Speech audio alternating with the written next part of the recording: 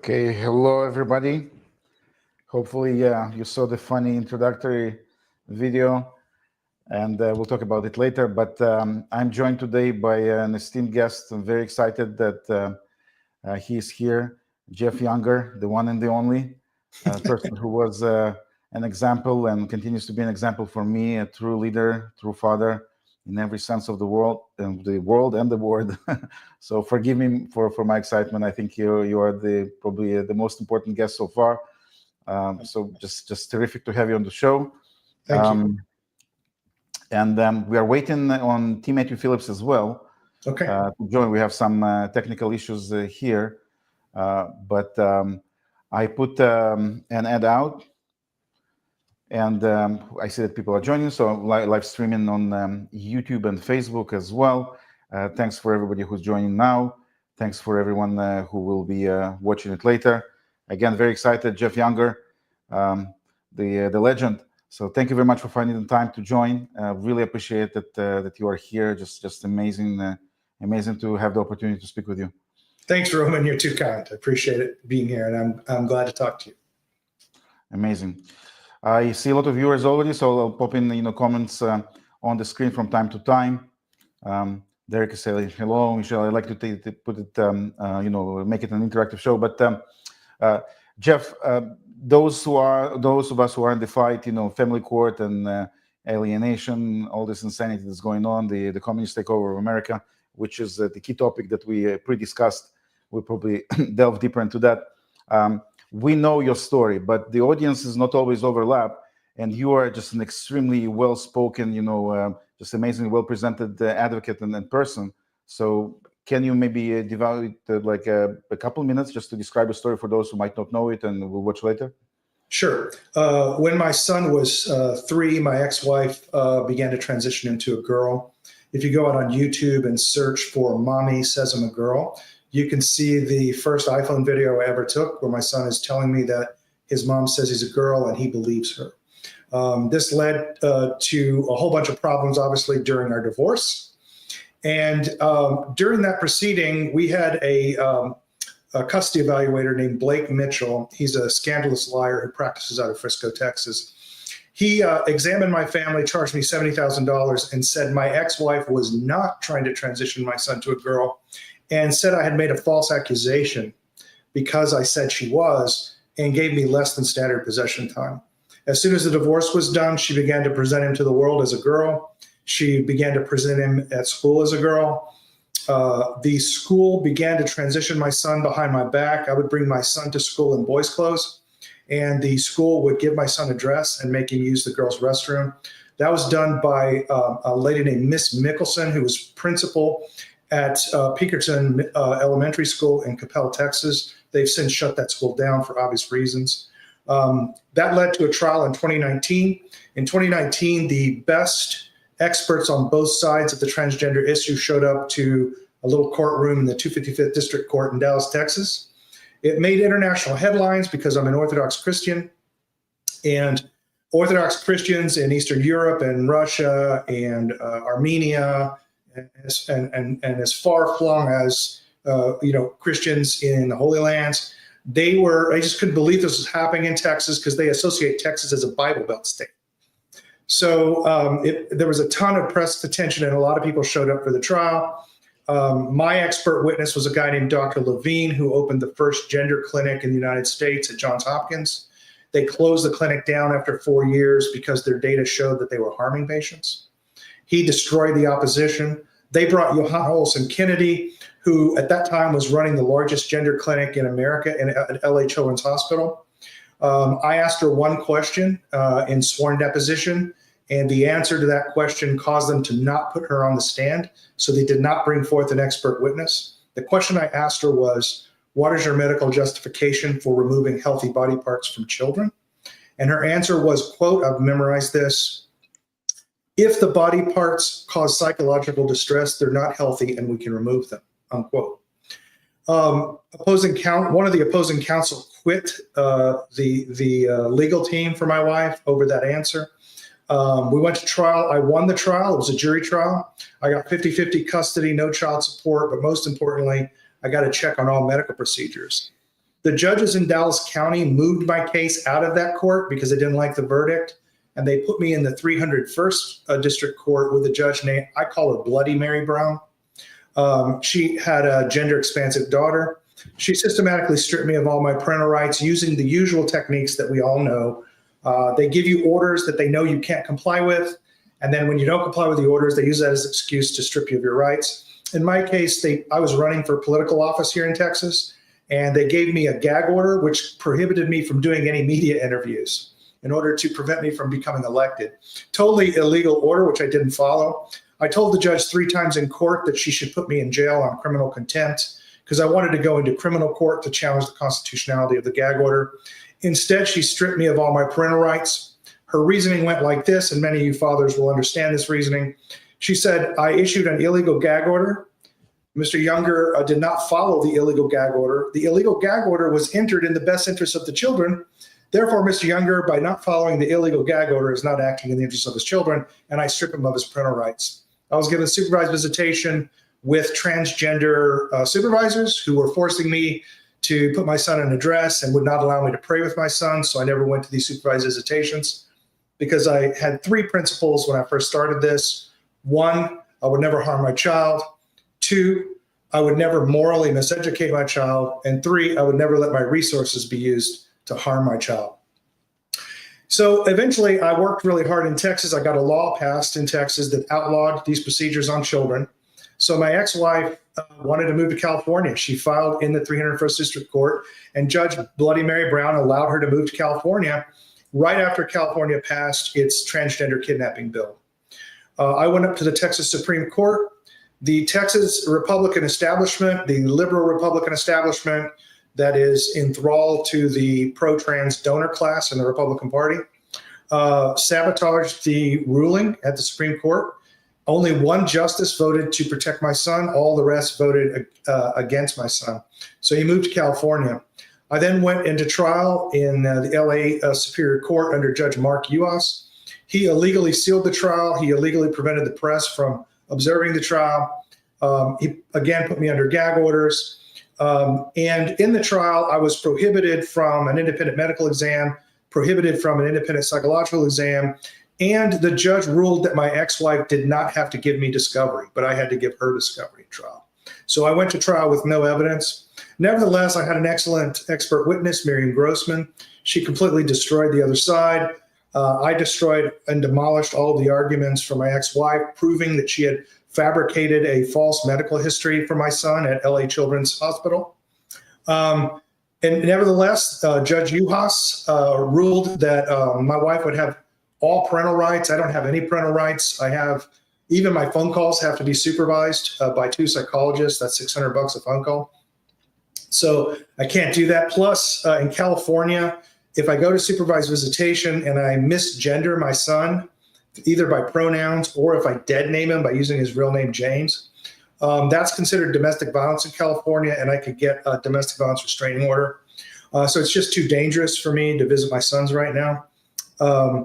Immediately after that trial, my son was chemically castrated in LA Children's Hospital's gender clinic.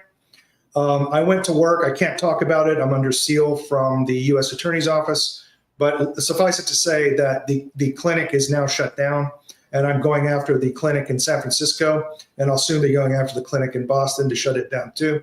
There's already an investigation going on in Boston. Right now, I'm going up on an appeal at the federal level, which I anticipate I will lose. They're going to dismiss it probably under the Younger Doctrine and the Domestic Relations Exception Rule. They just don't take cases out of family court. We all know that. And I've just discovered that the California Appellate Court out of the LA District has just defaulted my appellate case because the court reporters are refusing to give me the court record, and without the court record, I can't meet the deadlines for the appeal.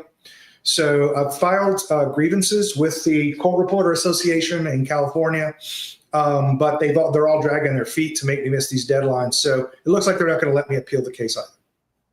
That's where I am. Wow. Thank you so much for this overview. A lot of people are joining. I see on YouTube and on Facebook as well. I put a couple comments on the screen as well. I have my own questions. So maybe we'll just roll with it, and then we'll see if people have their own thoughts. But you are in our thoughts and prayers. Myself personally, Thank you. It's insane. I know that you are. Maybe we'll speak briefly about that as well. But you were on Facebook. I actually was an avid follower of you, and then they kind of shadow banned you. So now you're primarily on Twitter, right? Yeah, but that's right. You have some support, or maybe more extensive support, from the community, right? So Save James is the page that the posts update on your file, your case. People can find you primarily on X, right? That's right. It's at Jeff Younger Show. I don't actually have a show, but I just felt like my life had become so public. It was like the TRoman Show, the movie. And so I just called myself the Jeff Younger Show, since everybody knew everything about me from all my filings. Okay. And here we got T. Matthew Phillips, finally. Matthew Phillips. Okay, so we got the band together.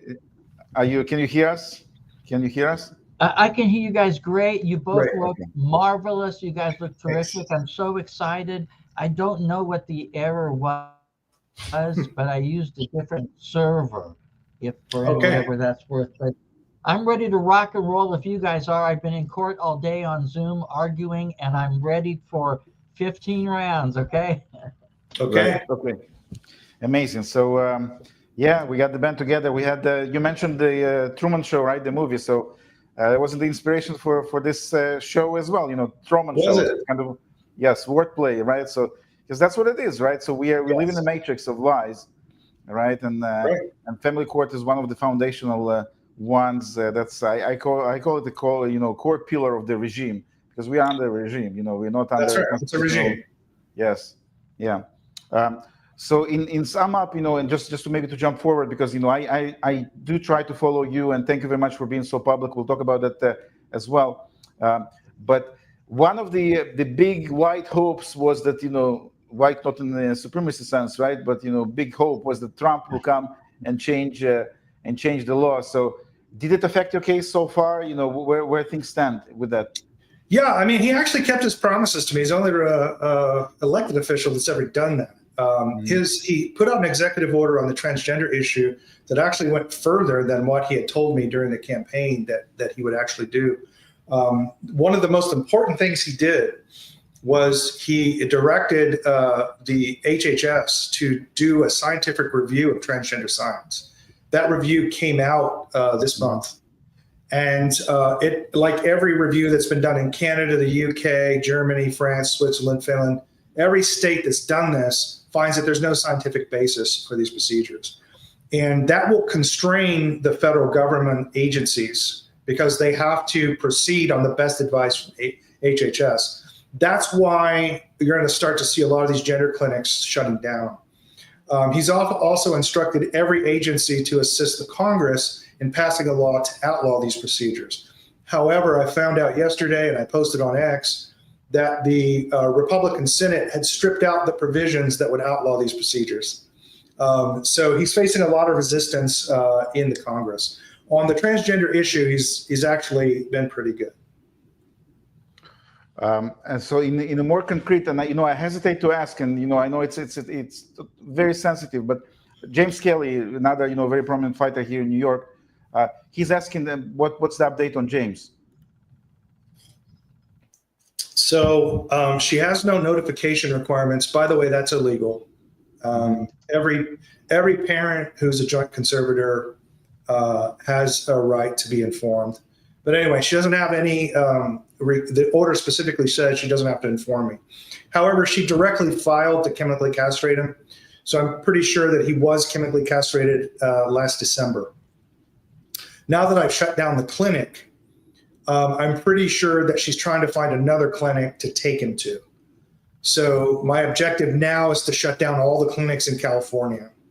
I'm trying to raise money. It's going to cost me about $1 million to raise money for a proposition process, because we're going to have to file many lawsuits against the Attorney General Bonta in California, who's going to sabotage a proposition to outlaw these procedures on kids. Because there's a huge majority actually in California that thinks they should be outlawed. We polled the gay communities, even in San Francisco, and a majority of them think this should not be done to children. We own the high desert in the southern part of California on this issue. We can get a referendum passed, a proposition passed, but we're going to have to fight the state government every step of the way. But so in order to protect my son, I have to shut down the clinics. So that's what I'm doing. I'm going around initiating criminal investigations of all of them. Wow. I don't have any choice. I mean, you're an exemplary father, and that's actually a question that I had further the line. But where do you get the result, Jeff? Like, how do you keep, the power? Because part of the government's strategy, right, is demoralizing the enemy, and we are the enemy. Like, how do you deal with that? You have any tips for others who are coming in? They don't realize what's going on. Upside is down. It's like left is right. People don't understand completely, and that's part of the tactic, right? Yeah, people want you to get blackpilled, man. Don't get blackpilled. I think that can best illustrate that with a story from my sons. One of the things I did with my son is I never tried to talk him out of being a girl. What I did was I showed him how awesome it is to be a man. And that's why he rejected a female identity. And that's when the court took him away from me, because they realized they had to take me out of the picture to transition this kid. He told the court-appointed counselor he didn't want to be a girl and he was embarrassed wearing dresses. And that's when they stripped me of my parental rights. What caused him to do that was things like this. So I grew up, my dad was a bare knuckle boxer. I grew up boxing and wrestling. So I go to boxing gym. That's where I work out, so I bring my boys with me. And they got introduced to masculine culture there. And I'll give you a story with my son, Jude. Jude was born with a little bit of cerebral palsy, actually. And he had trouble with cross-body coordination. If he had to cross the center line of his body, he would lose coordination. Boxing cured him of that, by the way. And he couldn't jump rope when he started. Because we do 6 rounds of jump rope before we start working out. And he couldn't jump rope. But he just would stand there and just try to do one. And then we would reset and try to do one. And then reset and try to do one and reset. After a month, he got one. About 2 weeks later, he was able to jump 2. And man, it just chokes me up to talk about this. The entire place shut down. I mean, we have like pro boxers at this place. Everybody stopped working out. Everybody surrounded Jude and said, "Well, you jumped twice. That means you're officially jumping rope." Everybody here, we all thought you were a quitter, and we all thought you were going to give up. But now we know that you're not a quitter. You're one of us. And they all said, "Good boxing. Yeah, I'll get in the ring with you anytime." And my son just didn't realize what it was to get respect from men is you don't be a quitter. You don't quit. And you put in the work. Even if you're not the best, you put in the work. And then another time, I wanted my sons to see a fight, where 2 guys are actually trying to hurt each other. So I had him set up an exhibition fight, and I did not know this guy was a semi-pro boxer. I mean, I'm 60 now. My wife's all pissed off that I didn't even box at all. And this guy comes in, he's 6'5", he outweighs me by 30 pounds. And big, huge, muscular dude, clearly had daddy issues. And I step in the ring with this white beard on, And in the first round, he lands a liver shot on me, and it just drops me to the canvas. And I'm getting a 10 count. And my son, James, runs over and says, "Dad, it's going to hurt just as bad on the ground as it does standing up. So you might as well hurt standing up." And everybody laughed. The referee laughed. My opponent laughed. I got the longest 10 count in history, then the longest standing 8 count in history. And I managed to go 3 rounds with this guy, But it was at that point, those 2 things, that I knew my sons had my values and that she could never take that from them. I had done that by that time. Why do I never give up? Why do I keep going? Because it hurts just as bad laying on your couch being a pussy as it does standing up and taking licks from the government. So if you might as well take the licks, because it hurts just as bad either way. So if it's going to hurt just as bad either way, you might as well go down to the canvas swinging. And that's just my point of view. This is so amazingly inspirational, and I see comments actually put them on the screen exactly in the same line. Matthew, I don't want to subsume the conversation. We are so lucky to have Jeff here with us. So any questions that you have for him, because I have a list here and we'll go through what the public has. Okay. Well, no, I just wanted to say that I've followed the story, but I hadn't heard recently what had happened, and I suppose I was optimistic that things would turn out, I guess, different. But I have to say, on a very personal level, I'm so sorry to hear this. I really Thank am, you. and it breaks my heart. Thank you. It really does, and I feel almost a little ashamed. I was so excited to get on the program. I think I may have been in the wrong kind of harmonic atmosphere, but my heart goes out to you. I think it's just it's stunning, But Thanks. can I Look, ask it's if okay for us to be happy. We need to build each other up and build our spirits up. This is not a. We should not be in a morose way consoling each other like we're at a funeral wake, right? What we need to be is kind of like in the back room of a boxing match right before you step out for the actual match. We should be building each other up, giving each other that shoulder massage, few punches to the gut, get you going. I mean, that's what we should be doing. So I appreciate your upbeat approach, man. It's better than being black-pilled all the time. Mm-hmm. Yeah, it's Okay. just if I could ask also, I just took a couple notes. Do you have any confirmation on the state of the transition, and if it really did go down, or did it commence, or has it been completed yet? And do you know the reversibility or irreversibility of the So I status? don't know.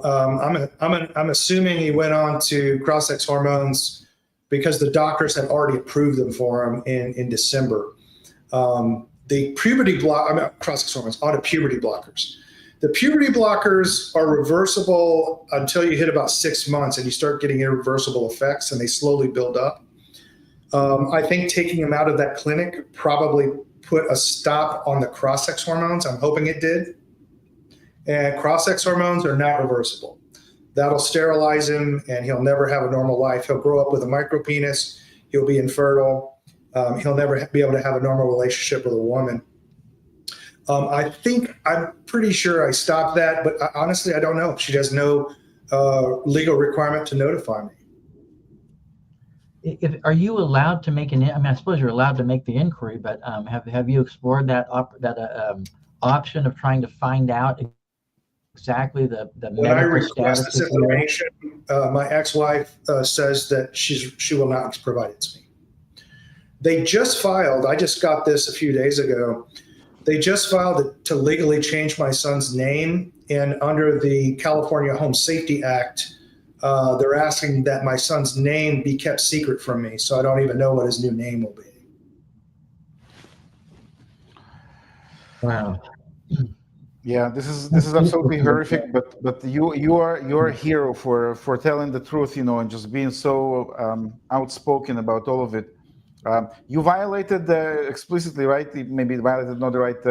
You asserted your constitutional rights with respect to the First Amendment, right? When you got the gag order. So yeah, look, I've been very clear with every judge that I've been in front of. I was very clear with the Texas Supreme Court. I was very clear with Judge Uhas in his court. I don't follow illegal orders and mandates from the government.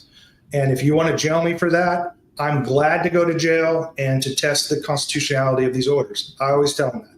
I am never following illegal orders and mandates from the government. I told Uhas on the gag order, he asked me directly in a kind of an ominous way, Mr. Younger, have you violated this gag order? And I said, I've not only violated it, Judge. I said, I'm on record. I'm on record in sworn testimony saying that I hold the court in contempt for issuing the order. I hold the judge who created the order in contempt for violating my rights as a Texan, because we have better free speech rights than the U.S. government, by the way. I have contempt for the text of the order itself, and I will never follow it. I said, Judge, I'm in maximum contempt of court over this gag order. I will never follow it under any conditions. If you put me in jail, I'll still be talking about it in jail. I will not let you give me an illegal order and curtail my parental constitutional rights. In the order that he finally issued, he actually agreed with me. He said that gag order was so egregious that he wasn't going to be able to he said, I can't justify that to an appellate court. He said, so I'm going to just say Mr. Younger can't talk about the case or his kids, but I'm going to allow him to use his children's names. And so I can talk about my son as James and Jude. And now you understand why she filed to keep his name secret, because it prevents me from talking about it. Right. So again, this is a tremendous example of peaceful non-compliance, right? So you were not following the unconstitutional order, and That's right. basically beyond, because they have your children as hostages, as they have mine, as they have I'm not following those orders. I'll tell you something else I'm not following, and this may create some controversy here. But the official position of both Texas and California in this case has been that I have to pay for the castration of my son as medical child support. And I've directly told the court, and I've said this in interviews publicly, I'm not paying child support anymore. I'm never paying child support. I'm 60 years old, and when I go into the grave, there will be not $1 of child support paid from now on. The state will never coerce me to. I told you my 3 principles. I will not harm my son. The court will never make me harm my son. The court will never make me morally miseducate my son, and I will never allow my resources to be used to harm my sons. So when the court said you can castrate this little boy, I said, that's it. I'm not paying child support. I told the judge, not paying child support. He said, well, Mr. Younger, you can go to jail for 2 years in the state of California. And I said, what? I get 3 hots and a cot, and I get to finish my book? Whoop-de-doo. I don't really care. I'm not paying it. And I think more men need to stop paying. If you can't see your kids, don't pay your child support. That's my point of view. If they have effectively stripped your parental rights, don't pay child support. In fact, that's an argument that I'm going to be making to the federal courts very soon. And this is an analogy to land takings law. In regulatory takings of land, if the government so regulates and constrains the use of land that the owner can't enjoy productive use of the land, the Supreme Court has held since the beginning of this country over and over again that constitutes a taking of the land. Just because you have a title of ownership, but you can't use the land, the government can still take it by regulation. My contention to the federal court is going to be very simple, that by a legal analogy, you can so regulate the parent-child relationship that it becomes an effective termination of parental rights. And when you have terminated a person's parental rights, they don't have to pay child support. Yes. I would say, could I chime in on this issue here? Because I wanted to give my 2 cents, because I have some strong feelings on this issue. I've lived through this in a personal capacity. I've argued it in a professional capacity. The thing is, people talk about, are you terminated? Have you been terminated? Yes, I was terminated. No, you weren't terminated. Well, say terminated of what? The issue is the right to parent. Well, you have to ask yourself, what is the right to parent? Well, if we look at the case of Troxel versus Granville, it's the right to care, custody, and control of the minor children. The 3 C's, right? Do you have the right to care for your child if they're sick? Do you have the right to custody to pick them up at school? Can you control them and say, hey, go brush your teeth and do your homework or say your prayers? Do you have the right to do that? And I think the 4th one, if we look at all the individual component rights that make up the collective right to parent, I believe there's a 4th right, the right to private familial speech. You have a right to speak with your children. And so if you're missing the 3 C's, the right to care, custody, control, and private familial speech, well, what do you have? That is a constructive termination.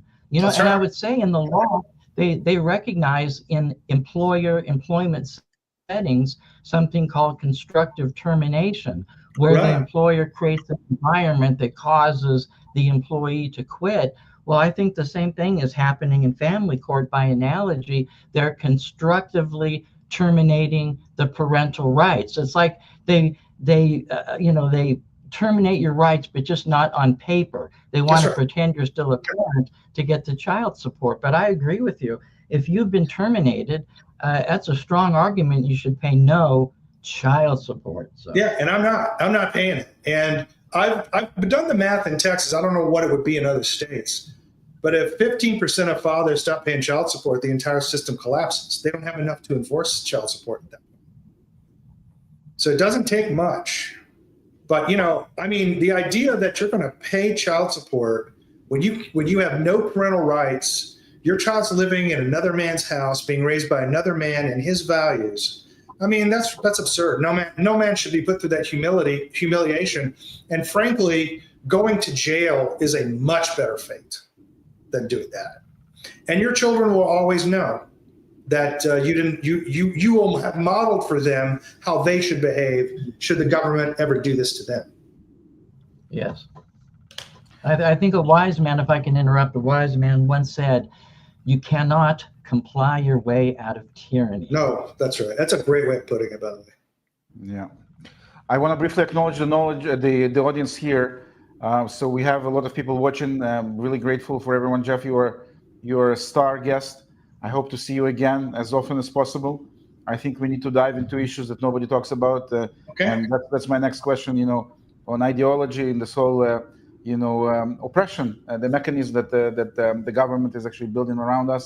I want to say thank you to Lynn, Derek, Dominic, David, who is saying that you are an inspiration. James Fagel is here. Jim Kelly is putting a lot of great comments here. So that's a sense of community that I'm trying to build on my page, which is very important. People can connect, and I see people ask each other questions. So apologies for those whom I didn't name, but I want to go into the key topic that we want to discuss prior, as we mentioned. So, you mentioned that despite all the adversity, and that's what I'm trying to do. That's what every father is supposed to do, right? That's our role as fathers, man. You were able to instill some values, right? And you clearly see, and I see it as well, that the government is fighting against exactly that, right? Now, the example that you just gave us, right, with you being essentially forced to pay for the castration of your own child, it's hard for me to pronounce, but fathers are forced to pay for supervised visitations, right? Yes. Child support. So it's not enough for them to deprive you of your fundamental right. It's not the right? It's just nature, right? They want to humiliate you, as you mentioned, right? They do. And they want to make it, just this whole ritual, right, of complete, subjugation, right? So it's not only you are a slave that are not entitled to raise your own kids, right? You will actually pay for your own enslavement, right? And we see examples of that in so many other areas, right? But as I like to say that, family court victims, we are the canaries in the coal mine, right? Because they started with us and now they move to so-called normal parents, and it's everywhere. There's so many topics, that we can discuss. But I was born in the Soviet Union. That's my spiel, right? I was born in Soviet dictatorship, right? And I was like, my life is actually, my family's life is trying to escape dictatorship after dictatorship. I'm Jewish, right? My family was decimated by the Nazis, and then by the Bolsheviks, right? And then the Soviets, strangulated us, and then I moved to Israel, which is also a socialist country, right? And I came to America, the land of the free, and I essentially lost my children, right? And on top of all of that, right, I'm also an attorney by training. I'm not a licensed attorney in Israel, right, but in the United States, but I'm a licensed attorney in Israel, right? So when I came into the court, I could not even imagine that, this type of, I used to quote the American Constitution in Israel, right? Look at this, beautiful laws, beautiful cases. And when I came here and I saw the judge actually suggesting arguments to the other party, right? Or me being completely ignored, I consistently put out the argument on, jury trials, because we are entitled to have jury trials. That's the only right that's mentioned twice in the Constitution. Right. And people fought and died for it, right? The Fifth and the Sixth Amendment, right? Yes. Why? Because it was supposed to prevent the government oppression. So the government came very quickly, very sneakily. They declared them being equity courts, right? And so much, we can say about that. But they circumvented it, right? As many other rights. So, it became very, very clear to me when I came, and I felt that, there's no other recourse. The only functioning court is the court of public opinion, right? That's why I started my page. Very grateful to the audience. I'm getting actually, in many months, I'm getting tens and actually hundreds of thousands of views, right? Which we're all supposed to be doing, right? I've been doing it consistently for about 3 years, right? And I see people coming in and out because it's very hard, right? But we have to put out the effort because nobody will do it, right? We are against the propaganda machine. But again, sorry for my long rant, but it is very clear to me, became very clear from the very first day that we are facing a government oppression machine. It's the same apparatus that took over other countries, in Cuba, in China, in Cambodia, in Vietnam, in Russia, many successful countries were essentially subjugated by communists, call them whatever you want, the totalitarian regimes, right? They can be, actually predatory capitalism, right? But we are facing a machine, right? A design, Yes. an agenda. And I felt that, that's when I started my advocacy work, that nobody talks about it enough. What's your take on that? I completely agree with you. I think the best way for people to get a deep knowledge of what that program is to go back to what I think is one of the origins of it in the West. And it's a book called The Authoritarian Personality by Adorno from the Frankfurt School. And the concept of the book is these Frankfurt School sociologists and Freudian psychologists were trying to find a way to understand how fascist personalities developed in society. And in the end of this book, they developed tests for it.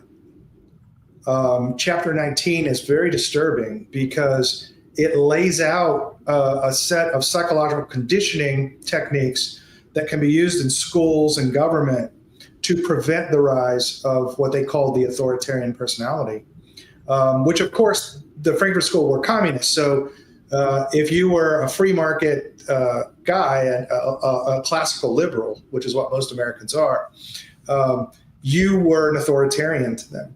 And one of the things they talk about is early introduction of sex education, controls on speech, releasing restrictions on gender. And they have a whole chapter just devoted to this. And if you look at what's going on in schools with emotional and social learning, which has taken over all the schools, it's actually outlawed in Texas, but it's still used in Texas. They use the same things by a different name. So you really can't outlaw ideas because they just change the names. And emotional social learning, it's interesting. I looked into it in depth in my son's school at Pinkerton Elementary. And this is a good example for people to see what they're doing in schools because it's a microcosm of what they're doing in society. That's the only reason I'm talking about this. So in ESL, everybody thinks of it as a change in the school curriculum. It is that, but it is quite something different. They administer tests twice a year to students. And I took some of these tests. I took practice tests. And I had experts look at the tests that I took. And they told me that these are not academic tests, that they're psychological profile tests. And what they do is they try to ESL is where they've modified education from academic knowledge to dispositions and beliefs. The idea is to modify the attitudes and dispositions of students, not educate them. And I'll give you an example. I was in a PTA meeting and they started talking about the curriculum for what they called global citizenship, which I kind of like went, what? So I raised my, I'm the math guy, so I'm an applied mathematician. So I always ask like the basic questions nobody else will ask, and it usually gets me in trouble. So I raised my hand and I said, I don't understand what global citizenship is. I mean, how can you be a citizen when there's no global sovereign? What are you a citizen of? I don't understand what that means.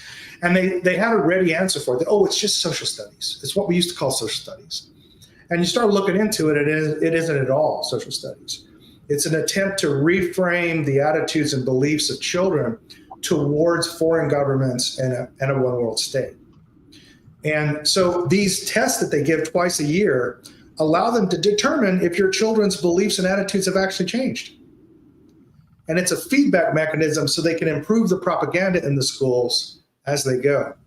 So if you think about what's happening in the schools with ESL, and ESL has been implemented in every school in America, by the way. Every single school in America is doing this, and they take those tests. And by the way, I know Texas does this. I know California does this. All of your kids' data, psychological data, is then sold to Google at a very large profit. Google pays a lot of money for it. So these psychological profiles are going to follow your children throughout life. Employers will be able to buy their third grade psychological profile, for example. That's what they're attempting to do to everybody. And in fact, since World War II, they've been trying to do that in various ways through propaganda on the news, propaganda on the television, and so forth. And so they've built in a feedback mechanism to test the effectiveness of their propaganda, and it just keeps getting better and better and better. And the big threat to us now is that every system has that feedback.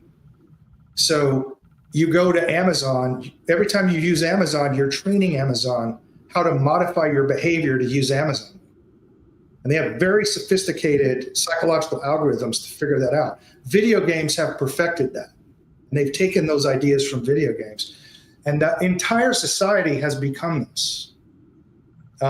It's really something, it's not a regression to authoritarian feudalism. It's not crony capitalism. I think it's actually worse. I think Yanis Varoufakis has called it techno-feudalism. It's a feudalism where the lands that you have to work are virtual, but it has a feedback mechanism which allows the actual work to modify you. As much as your work is modifying materials in the world, these psychological techniques are modifying you and changing your attitudes and dispositions. And that's the real danger, is communicating something like this, a propaganda regime so insidious. And I think what they're aiming for is what I call a reverse tyranny. Brave New World is probably more accurate in this sense than 1984. Exactly right. I was about to mention that, because Huxley mentioned specifically that one of the goals is to create an androgynous society, Yes. right? So when you don't have females and males, they just one blended gender. Gender is another communist subversive word. There are only two sexes, no genders, right? But they tell us what they do, and they ruthlessly execute it over decades. It's a very smart, very long, you will be happy and you'll own nothing. Right. They found that it's easier China found this, right? It's much easier to control a population if you can make them happy. It's easier to tyrannize over happy people than it is to tyrannize over oppressed people. So they're going to always give you the impression that you're not oppressed. Just like when the judge tells you in family court, your rights haven't been terminated. You have every right to spend $1,000 for a supervised visit with your children. Yeah. You have absolute right to that, Mr. Younger. Your rights have not been terminated. This is the kind of Kafkaesque situation, right? So and they smirk, they grin as they say They love it. They love it. Yeah. And if I can interrupt, it's almost in many respects like you hear some of these the attorneys that make it seem like, oh, we have this supervised visitation at this special center, and we've rented the Freddie Mercury suite, and we have the champagne and caviar and all the the Legos for the kids, and it's such a wonderful experience. How could you possibly? And I hear that all the time, and which kind of tends to suggest it may be part of a more nationalized playbook. But I didn't mean to interrupt. I'm sorry. No, that's good. I told Judge Juhas, I said supervised visits are the analogous of a conjugal visit in a prison. Yes. You're just allowed to leave at the end. Exactly right. It's not romance. It's not romance, Judge. Yeah. But yeah, there's definitely a designed program. And I actually think Americans, I've talked to my friends in Europe. I just did a whole tour of Eastern Europe, going through the major cities of the Austro-Hungarian Empire, questioning why some countries capitulated to modernism and some have resisted, like Hungary has and Poland has.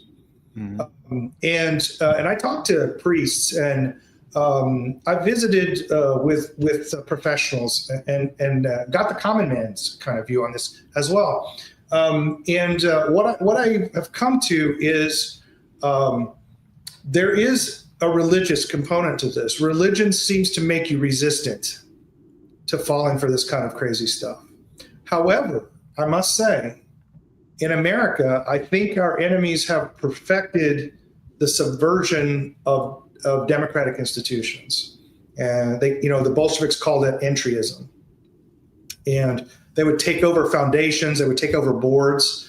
The history of the subversion of the Ford Foundation is quite amazing. One of the most conservative families in America, and it winds up being the number one funder of abortion when the left took it over. Quite amazing. But they've so perfected that Christian denominations that have a democratic Enlightenment style of ecclesiology, congregationalism, for example, or convention, as the Southern Baptists have, convention style ecclesiology, are particularly vulnerable to left-wing infiltration because they have perfected the subversion of democratically run institutions. And so they have spent a lot of time working on subverting religion in America, which was a bulwark. And I'll give you another example. There's a really good book you can get on the doctrinal warfare program. It's not a secret program. It's never been a secret program. It was run out of the CIA for a while and it was openly funded there. It's now funded out of the State Department.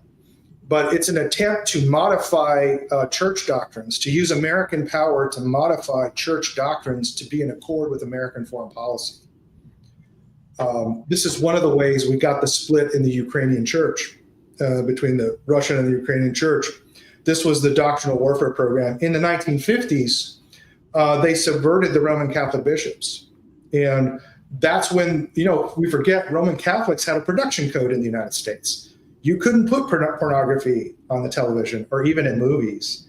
The entire public life of America was G-rated for children.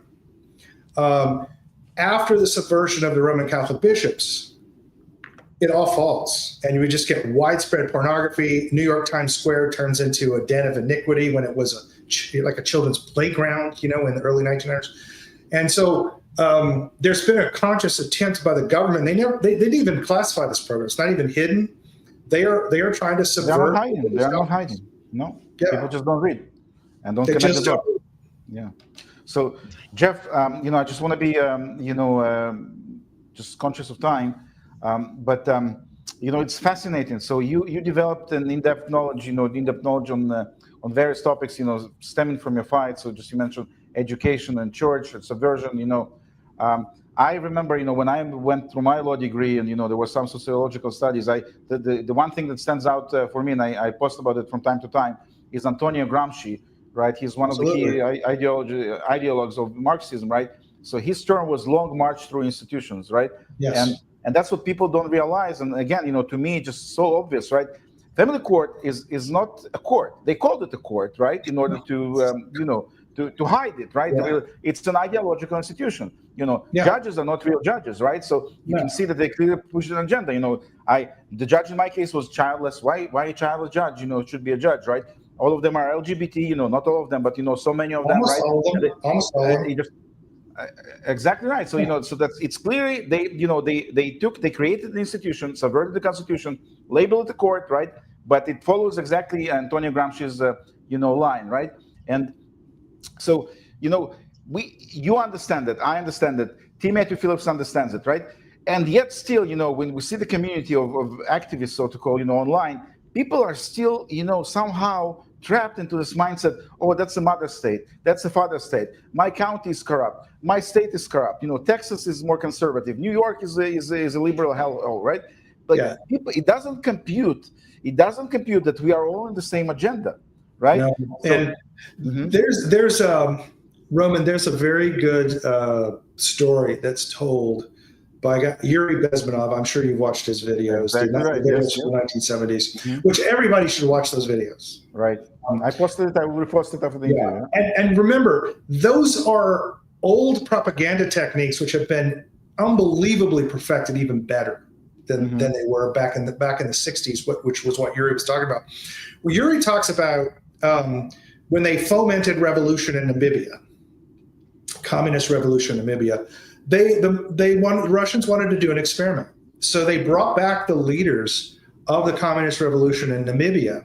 They brought them up from Africa, and they amazing. Imagine you're a guy who, a farmer who led a revolution in Namibia, and then they bring you into the Kremlin and give you a state welcome.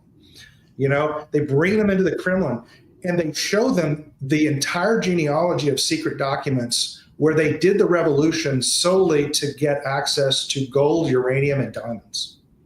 And it had nothing to do with liberating the proletariat. And they were trying to find out what it would take for them to disbelieve the propaganda techniques that have been used in Namibia. They wouldn't believe it. They brought in KGB guys. They told them, here's what they wouldn't believe it. They found that exactly one thing would do it. They would have soldiers hold them down on the ground in a prison cell, and they would stomp their shins with boots until they broke their legs. And at that point, most of them would disbelieve the propaganda. So you're talking about a kind of propaganda that winds itself into the belief system of the human person, that by denying it, they're almost denying their own personhood. And they can't find a way out of it. They can't get out of it. I've kind of given up breaking this kind of operant conditioning because I don't think we can produce the trauma necessary to get people out of it. But what I have done is developed speaking techniques when I give speeches, questioning techniques that I use when I question. People will ask me questions sometimes at speeches, and the way I answer those questions and then the questions I ask them are designed to determine if they've already stepped out of that or never had that operant conditioning.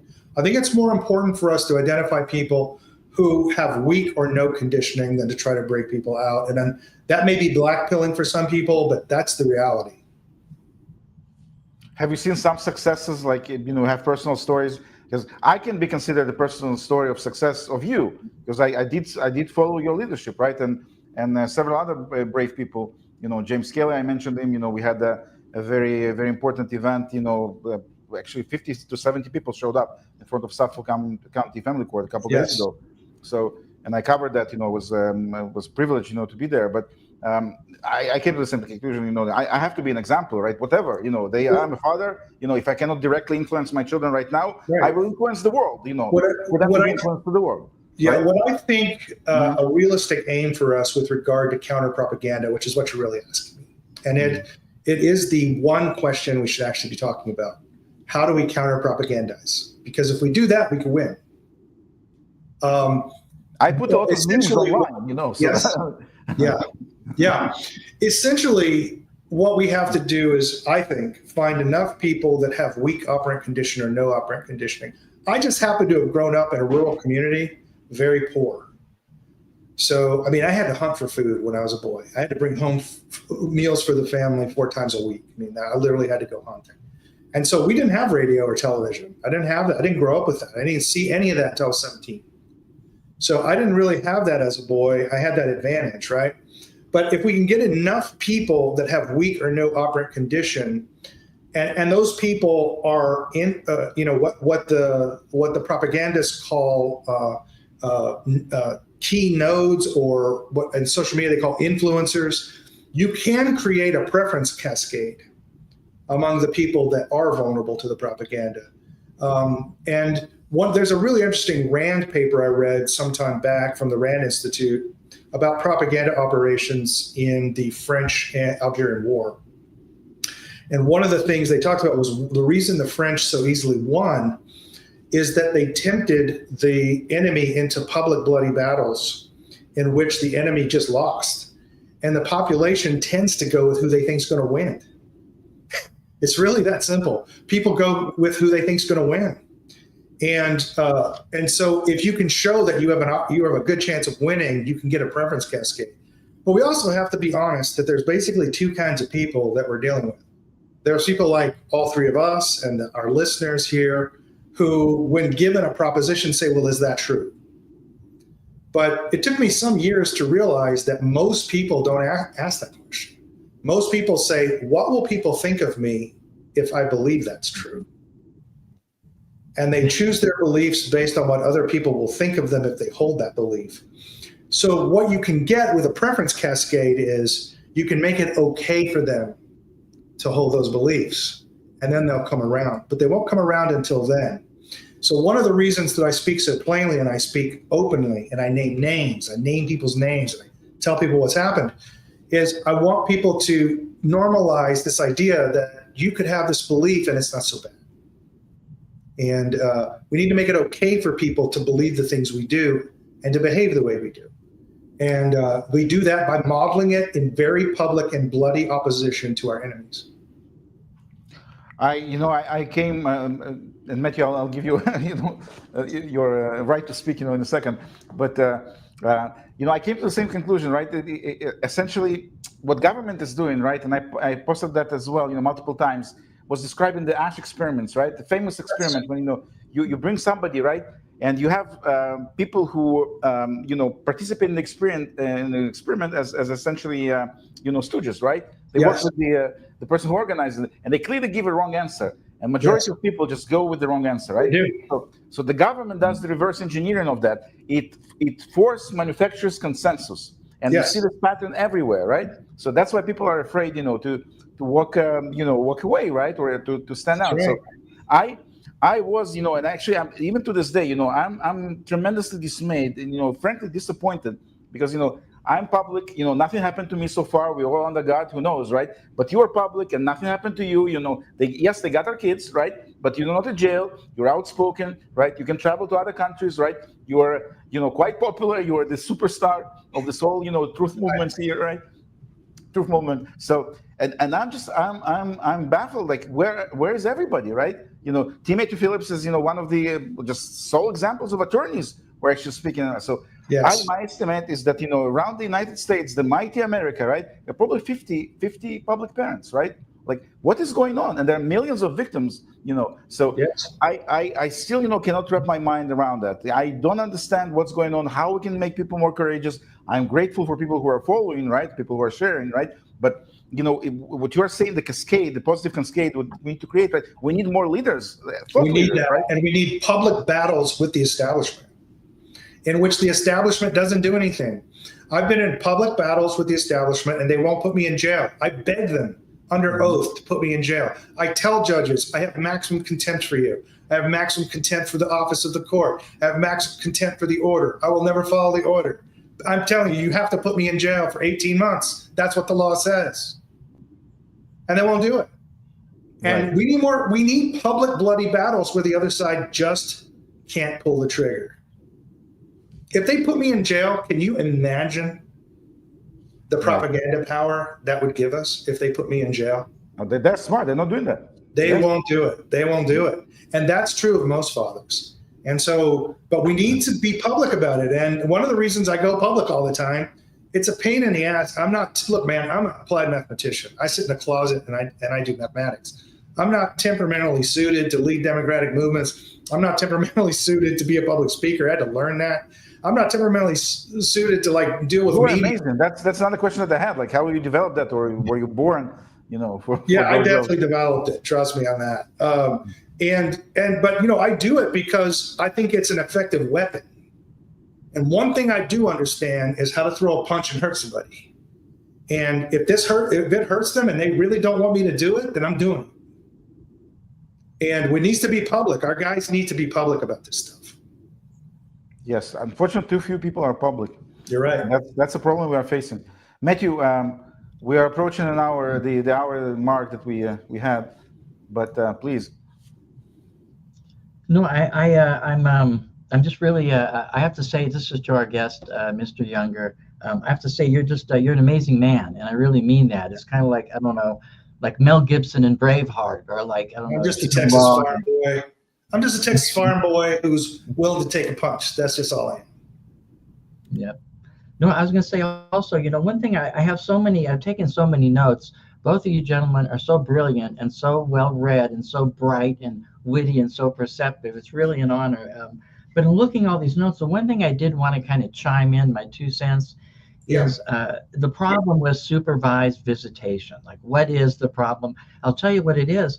A moment ago, I was talking about the 3 C's as enunciated in Troxel versus Granville. Yeah. And that's the care, custody, and control. Then, of course, you have the 4th one, the private familial speech. Well, if you stop to think about it, during supervised parenting, you have no right to care, no right to custody, no right to control. The government's still in control, and no right to private familial speech because they're all listening. And then the whole thing is all of these so-called professionals in this unregulated industry called supervised visitations, they just unlicensed, unregulated, they want to be there to let their hand out, and they want cash only. And the children witness the cash transaction, and the children are going, wow, mommy just paid $400 for 5 hours of visiting. We could have got an Xbox, or maybe mommy's not going to have the money, or daddy's not going to have the money, what have you, to pay. And it's really I don't know how anybody could think this is normal. And I bet you dollars to donuts, if they went down to right here in beautiful downtown Las Vegas, Nevada, if they went to Fremont Street and they interviewed people, have you heard about supervised visitation? It's America's dirty little secret.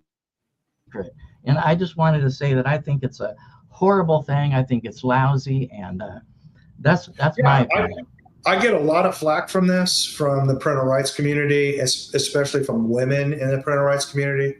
I don't think any parent should ever utilize supervised visitation, because I think supervised visitation is actually harmful to children. Because what it reinforces in the mind of the child is that you're dangerous.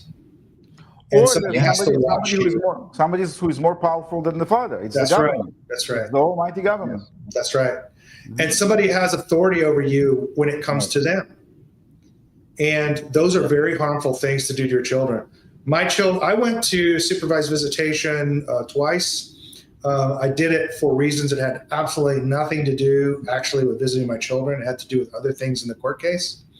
But I obtained all the results that I needed from that. But I observed it in only 2 visits. It makes children fearful of their parents. And so I think no parent should ever use supervised visitation, and should tell the judges that it constitutes an effective taking of their parental rights, and make those constitutional arguments in court, because most attorneys aren't going to do it. Yeah. I have to say, you are a brilliant advocate. And can I add also, it's my earnest belief, and I have said this in open court before, I believe that the idea of supervised visitation is nothing more than child trafficking. Because ask yourself, if you heard a grown man say, I'm going to spend $500 to spend 4 hours with a minor child, you think, well, wait, what do you mean you're spending money? That sounds like weirdness right there. It's child trafficking, because you're dealing in a commodity that you're taking a traumatized child and renting that traumatized child, renting them back to the traumatized parent. I can't imagine anything more abhorrent and destructive to the family unit and the child's psyche. And often, these places, these visitation centers, you have to go behind armed guards and metal detectors. You're right. What message, if any, does that send to the minor child? So I didn't mean to go on a rant here, but you are, like I say, a very brave man. I suppose much braver than I, and I respect what you're doing, and I applaud you. And I think if everybody were to stand up, and I think it would make a huge difference. So we need God more people bless to you, do sir. it. And I, I'll take up for some of the people. I like to see both sides of situations. I'll take up for some people that don't stand up. They're right. You will pay a price if you stand up and speak out. But I'll tell you, it's the price you pay when you're an old man and you think, I didn't fight for my kids. I did. I allowed a judge to coerce me to do things that hurt my kids. You don't want to be that guy. You don't want to be that guy, walking on a cane around an empty house thinking that. You want to be the guy, whether you see on your kids or not, to say, I did everything right by my kids and I gave them the best opportunity to be men. And that's all it takes and these judges, frankly, they're afraid of you. These judges, these family court judges, live in fear of a successful federal challenge, because it's only going to take one to destroy the family court system. And they do everything they can to keep these courts out of federal court. But one day, one's going to succeed. I saw Brooks McKenzie said hello. Hey, Baba Yaga, what's up? He may be the one to get a case into federal court. But I'm just like, the kind of person that you want to be and you want your son to be, you need to be that person. And that's probably not the guy that sits down and obeys tyrants in the government. Yeah. And I think the best example, 6 federal cases, and Timothy Phillips did as well. He's just another tentacle of the same mafia. They protect each other. Get him up there. Yeah, they're gonna let you get him up there. Yeah, the judge in my case, again, this is a public show, Ann Donnelly, she's a former state judge. She still gets state money, and she came from the same, domestic violence, the same crappy system, right? So she immediately, dismisses all claims against judges. So they really got it all figured out. They it's had it all was figured a out. decades long project, and you know, but we have so many topics to cover. I want to say thank you to everyone who joined. I see Amul is there, James Fagel is active, Holly joined from South Carolina, I believe. Mike Whitney, also the one and the only. Ellie, Ben. So apologies again for but it's very important. We see you. I see you guys. I'm very grateful. I think it's very, very important because everyone who follows those who dare to speak, right, and shares the information, shares the courage, right, with others. That's how we bring about the change. Jeff, we have so much more to cover. I want to, please get a public commitment from you that you will come back. Yeah, let's do it again. Let's Yes. let's do it. Awesome. Okay. Beautiful. Okay. Thanks, everybody. I did put some of the comments on the screen, but couldn't get to everyone. So please just continue communicating in the comments. Please share the stream. Thanks, everybody, for all the engagement. It was amazing. Jeff, thank you so much for finding time to join us. And hopefully we'll reconvene soon again. Pleasure to be here. Thank you. Thanks, everybody.